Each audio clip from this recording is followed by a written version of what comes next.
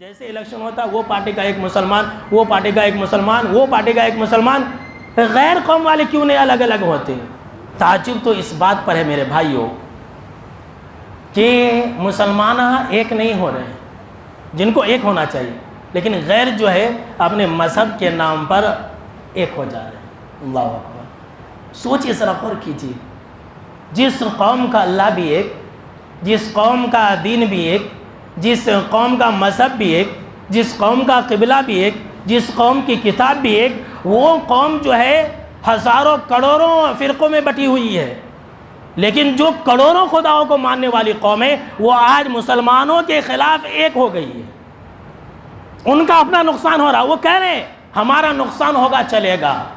ہم کو روزگار نہیں چاہیے چلے گا، ہم بھوکے رہیں گے، ہم بے روزگار رہیں گے چلے گا، لیکن ہم مسلمانوں کے خلاف ایک رہیں گے، کچھ بھی ہو جائے۔ آج یہی ہو رہا ہے، لیکن مسلمان ایک ہونے کے لیے تیار نہیں، تو ایک نہیں ہوں گے تو یاد رکھ لیجئے اگر ہم اس طرح سے اختلاف کے اندر پڑے رہیں گے تو ہلاک برباد ہو جائیں گے۔ ہماری ہلاکت و بربادی بالکل یقینی ہے، یہ اللہ نے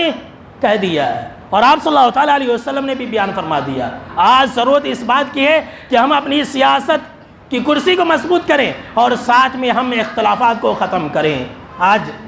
ہندوستان کے اندر مسلمانوں کو مارنے اور پیٹنے کی بات کی جا رہی ہے،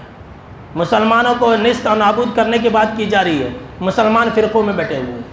مسلمان ایک دوسرے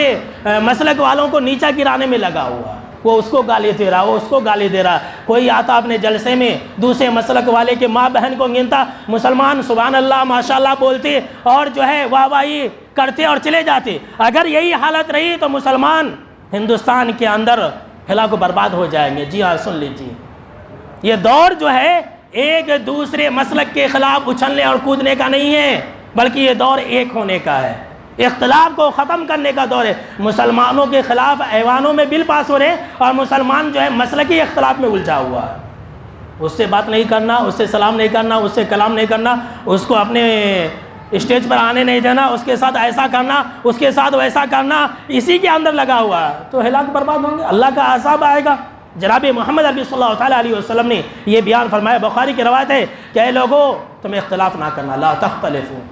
کہ اے لوگو تم اختلاف نہ کرنا، اس لیے کہ تم سے پہلے والے لوگوں نے جب اختلاف کیا ہلاک و برباد ہو گئے۔ بٹیں گے تو کٹیں گے، یہ تو خود جناب محمد عربی صلی اللہ تعالیٰ علیہ وسلم نے کہا تھا۔ آج مسلمانوں کے ساتھ وہی ہونا ہے، اختلاف نے آج مسلمانوں کی طاقت اور قوت کو نیست و نابود کر دیا ہے، اختلاف نے مسلمانوں کو ہلاک و برباد کر دیا ہے۔ لوگ کہتے ہیں کہ اختلاف رحمت ہے، سنے کہ نہیں سنے آپ؟ اختلاف رحمت ہے، کائنات کی رب کی قسم یہ سب سے بڑا جھوٹ ہے۔ یہ اختلاف رحمت نہیں، اختلاف زحمت ہے، اختلاف عذاب ہے۔ یہ اختلاف کی وجہ سے مسلمانوں کے اندر بزدلی آ گئی ہے۔ کسی شاعر نے کہا کہ متحد ہو تو بدل ڈالو نظام گلشن، متحد ہو تو بدل ڈالو نظام گلشن، منتشر ہو تو مرو شور مچاتے کیوں؟